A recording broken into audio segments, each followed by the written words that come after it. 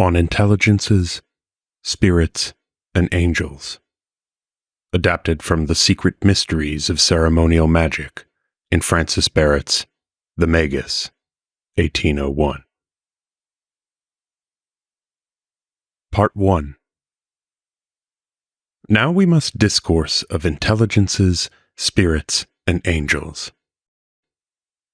An intelligence is an intelligible substance, free from all gross and putrefying mass of a body, immortal, insensible, assisting all, having influence over all. And the nature of all intelligences, spirits, and angels is the same. But I call angels here not those whom we usually call devils, but spirits so called from the propriety of the word, as it were, knowing, understanding, and wise.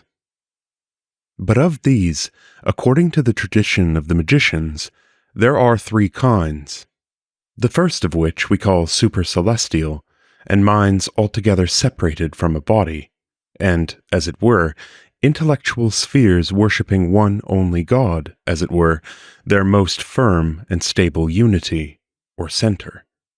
Wherefore they even call them gods by reason of a certain participation of the divinity, for they are always full of God.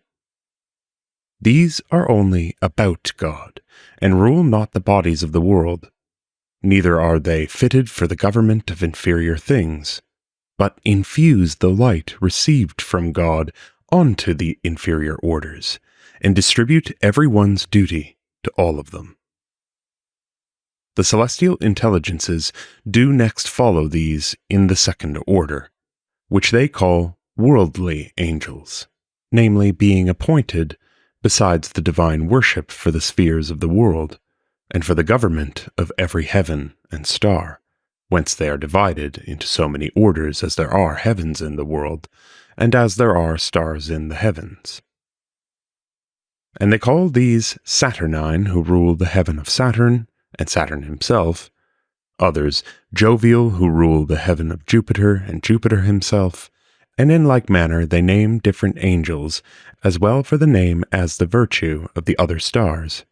And because the old astrologers maintained 55 motions, therefore they invented so many intelligences, or angels. They placed also in the starry heaven angels who might rule the signs, triplicities, decans, quinaries, degrees, and stars, for although the school of the peripatetics assign one only intelligence to each of the orbs of the stars, yet seeing every star and small part of the heaven hath its proper and different power and influence, it is necessary also that it have its ruling intelligence, which may confer power and operate. Therefore, they have established 12 princes of the angels, who rule the 12 signs of the zodiac, and 36 who may rule so many decans, and 72 who may rule so many quinaries of heaven, and the tongues of men and nations, and 4 who may rule the triplicities and elements, and 7 governors of the whole world, according to the 7 planets. And they have given to all of them names and seals, which they call characters, and use them in their invocations, incantations, and carvings, describing them in the instruments of their operations, images, plates, glasses, rings, papers, wax lights, and such like. And if at any time they operated for the sun, they invocated by the name of the sun, and by the names of solar angels, and so of the rest. Thirdly, they established angels as ministers for the disposing of those things which are below, which Origen called certain invisible powers, to which those things which are on earth are committed to be disposed of. For sometimes they, being visible to none, do direct our journeys and all our business, are often present at battles, and by secret helps do give the desired success to their friends. For, at their pleasure, they can procure prosperity and inflict adversity. In like manner, they distribute these into more orders, so as some are fiery, some watery, some aerial, some terrestrial, which 4 species of angels are computed according to the 4 powers of the celestial souls, namely, the mind, reason, imagination, and vivifying and moving nature. Hence the fiery follow the mind of the celestial souls, whence they concur to the contemplation of more sublime things, but the aerial follow reason, and favor the rational faculty, and, after a certain manner, separate it from the sensitive and vegetative. Therefore, it serves for an active life, as the fiery the contemplative, but the watery follow the imagination, serve for a voluptuous life. The earthly, following nature, favors vegetable nature. Moreover, they distinguish also this kind of angels into saturnine and jovial, according to the names of the stars and the heavens. Farther, some are oriental, some occidental, some meridional, and some septentrional. Moreover, there is no part of the world destitute of the proper assistance of these angels, not because they are alone, but because they reign there especially. For they are everywhere, although some especially operate and have their influence in this place, some elsewhere. Neither truly are these things to be understood as though they were subject to the influence of the stars, but as they have correspondences with the heaven above the world, from whence especially all things are directed, and to which all things ought to be conformable. Whence, as these angels are appointed for diverse stars, so also for diverse places and times, not that they are limited to any place or time, neither by the bodies which they are appointed to govern, but because the divine wisdom hath so decreed. Therefore, they favor more and patronize those bodies, places, times, and stars, so they have called some diurnal, some nocturnal, others meridional. In like manner, some are called woodmen, some mountaineers, some fieldmen, some domestics. Hence the gods of the woods, country gods, satyrs, familiars, fairies of the fountains, fairies of the woods, nymphs of the sea, the Naiades, the Nereides, Dryades, Hamadryades, Patumides, Hinides, Agapte, Polis, Parkides, Dodoni, Phenili, Laverni, Parchi, Muses, Aeonides, Castalides, Heliconides, Pagacides, Meonides, Phoebiades, Carnei, the Graces, the Genii, hobgoblins, and such like, whence the vulgar call them superiors, some the demigods and goddesses.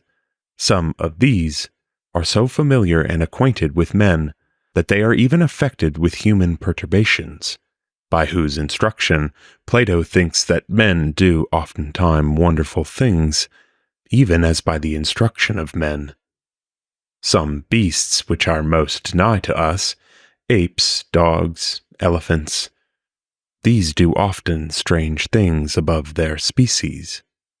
And they who have written the chronicles of the Danes and Norwegians do testify that spirits of several kinds in those regions are subject to men's commands. Moreover, some of these appear corporal and mortal, whose bodies are begotten and die. Yet also to be long-lived is the opinion of the Egyptians and the Platonists, and especially approved by Proclus, Plutarch also, and Demetrius the philosopher, and Aemilianus the rhetorician, affirm the same. Therefore, of these spirits of the third kind, as the opinion of the Platonists is, they report that there are so many legions as there are stars in the heaven, and so many spirits in every legion as in heaven itself stars. But there are, as Athanasius delivers, some who think that the true number of the good spirits is according to the number of men, 99 parts, according to the parable of the 100 sheep. Others think only 9 parts, according to the parable of the 10 goats. Others suppose the number of the angels equal with men, because it is written, "He that hath appointed the bounds of the people according to the number of the angels of God." And concerning their number, many have written many things, but the latter theologians, following the masters of the sentences, Augustine and Gregory, easily resolve themselves, saying that the number of the good angels transcendeth human capacity. To the which, on the contrary, innumerable unclean spirits do correspond, there being so many in the inferior world as pure spirits in the superior. And some divines affirm that they have received this by revelation. Under these they placed a kind of spirits subterraneous or obscure, which the Platonists call angels that failed, revengers of wickedness and ungodliness, according to the decree of the divine justice. And they call them evil angels and wicked spirits, because they often annoy and hurt, even of their own accord. Of these also they reckon more legions, and in like manner distinguish them according to the names of the stars and elements and parts of the world. They place over them kings, princes, and rulers, and the names of them. Of these, 4 most mischievous kings rule over the other, according to the 4 parts of the world. Under these, many more princes of legions govern, and many private officers. Hence the Gorgons, the Furies, hence Tisiphone, Alecto, Megara, and Cerberus. They of this kind of spirits, Porphyry says, inhabit a place nigh the earth, yea, within the earth itself.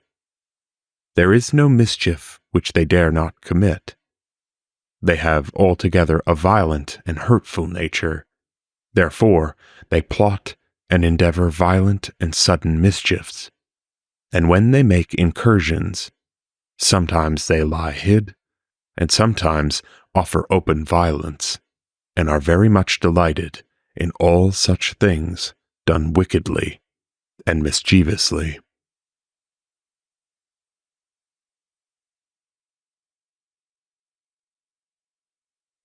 Part 2. Of the order of evil spirits and their fall and different natures. There are some of the school of theologians who distribute the evil spirits into 9 degrees as contrary to the 9 orders of angels. Therefore, the first of these, which are called false gods, who, usurping the name of God, would be worshipped for gods, and require sacrifices and adorations, as the devil who said to Christ, "If thou wilt fall down and worship me, I will give thee all these things," showing him all the kingdoms of the world. And the prince of these is he who said, "I will ascend above the height of the clouds, and will be like to the Most High," who is called Beelzebub, that is, an old god. In the second place follow the spirits of lies, of which sort was he who went forth and was a lying spirit in the mouth of the prophet Ahab, and the prince of these is the serpent Pytho, from whence Apollo is called Pythias, and that woman a Pythoness, or witch, in Samuel, and the other in the Gospel, who had Pytho in her belly. Therefore, these kinds of devils join themselves to the oracles, and delude men by divinations and predictions, so that they may be deceived. In the third order are the vessels of iniquity, which are called vessels of wrath. These are the inventors of evil things, and all wicked arts, as in Plato, that devil, Theutus, who taught cards and dice. For all wickedness, malice, and deformity proceeds from these, of which in Genesis, in the benedictions of Simeon and Levi, Jacob said, "Vessels of iniquity are in their habitations. Into their council let not my soul come," which the psalmist calls vessels of death, Isaiah, vessels of fury, and Jeremiah, vessels of wrath, Ezekiel, vessels of destroying and slaying, and their prince is Belial, which signifies without a yoke and disobedient, a prevaricator and an apostate, of whom Paul to the Corinthians says, "What agreement has Christ with Belial?" Fourthly follow the revengers of evil, and their prince is Asmodeus, namely, causing judgment. After these, in the fifth place, come the deluders, who imitate miracles and serve conjurers and witches, and seduce the people by their miracles, as the serpent seduced Eve, and their prince is Satan, of whom it is written in the Revelation that he seduces the whole world, doing great signs and causing fire to descend from heaven in the sight of men, seducing the inhabitants of the earth by these signs which are given him to do. Sixthly, the aerial powers offer themselves and join themselves to thunder and lightning, corrupting the air, causing pestilences and other evils, in the number of which are the 4 angels of whom the Revelations speak, to whom it is given to hurt the earth and the sea, holding the 4 winds from the 4 corners of the earth. Their prince is called Mererim. He is the meridian devil, a boiling spirit, a devil raging in the south, whom Paul to the Ephesians calls the prince of the power of the air, and the spirit which works in the children of disobedience. The 7th mansion the Furies possess, who are powers of evil, discords, war, and devastation, whose name in the Revelation is called in Greek Apollyon, in the Hebrew Abaddon, that is, destroying and wasting. In the 8th place are the accusers or inquisitors, whose prince is Astaroth, that is, a searcher out. In the Greek language he is called Diabolus, that is, an accuser or calumniator, which in the Revelation is called the accuser of the brethren, accusing them night and day before the face of God. Moreover, the tempters and ensnarers have the last place, one of which is present with every man, which we call the evil genius, and their prince is Mammon, which is interpreted covetousness. But we of the Cabala unanimously maintain that evil spirits do wander up and down this inferior world, enraged against all whom we call devils, of whom Augustine, in his first book of the Incarnation of the Word to Januarius, says concerning the devils and his angels contrary to virtues, "The ecclesiastical preachers have taught that there are such things, but what they are and who they are, he has not clear enough expounded. Yet there is this opinion among them, that this devil was an angel, and being made an apostate, persuaded many of the angels to fall with him, who to this day are called his angels. Greece, notwithstanding, thinks not that these are damned, nor that they are all purposely evil, but that from the creation of the world the dispensation of things is ordained by this means, that the tormenting of sinful souls is made over to them. The other theologians say that no devil was created evil, but that they were driven and cast out of heaven from the orders of the good angels for their pride, whose fall not only our and the Hebrew theologians, but also the Assyrians, Arabians, Egyptians, and Greeks do confirm by their tenets. Pharisies the Assyrian describes the fall of the devils, and Ophis, that is, the devilish serpent, was the head of that rebelling army. Trismegistus sings of the same fall in his Pimander, and Homer under the name of Araris in his verses, and Plutarch in his discourse on usury signifies that Empedocles knew that the fall of the devils was in this manner. The devils themselves often confess their fall. They being cast out into this valley of misery, some that are near to us wander up and down in this obscure air.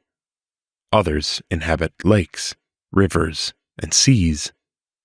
Others the earth, and terrify earthly things, and invade those who dig wells and metals, cause the gaping of the earth to strike together the foundations of the mountains, and vex not only men, but also other creatures. Some, being content with laughter and delusion only, do contrive rather to weary men than to hurt them.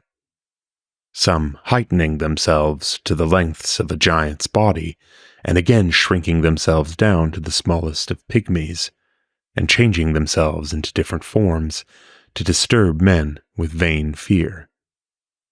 Others study lies and blasphemies, as we read of one in the 3rd book of Kings, saying, "I will go forth and be a lying spirit in the mouth of all the prophets of Ahab."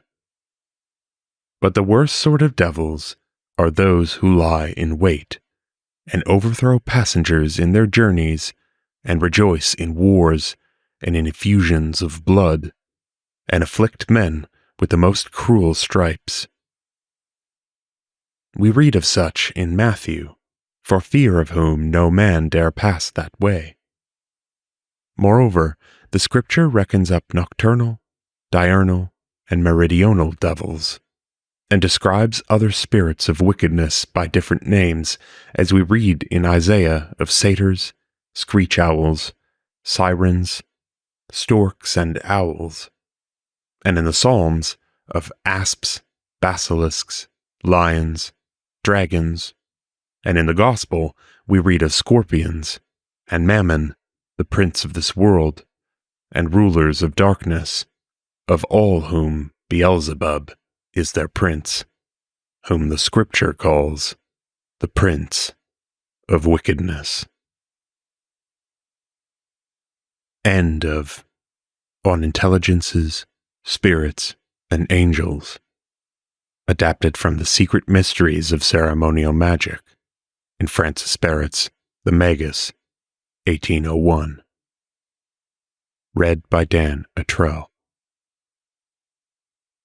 If you would like to support more work such as this, please visit patreon.com/themodernhermeticist. And above all, thank you for listening.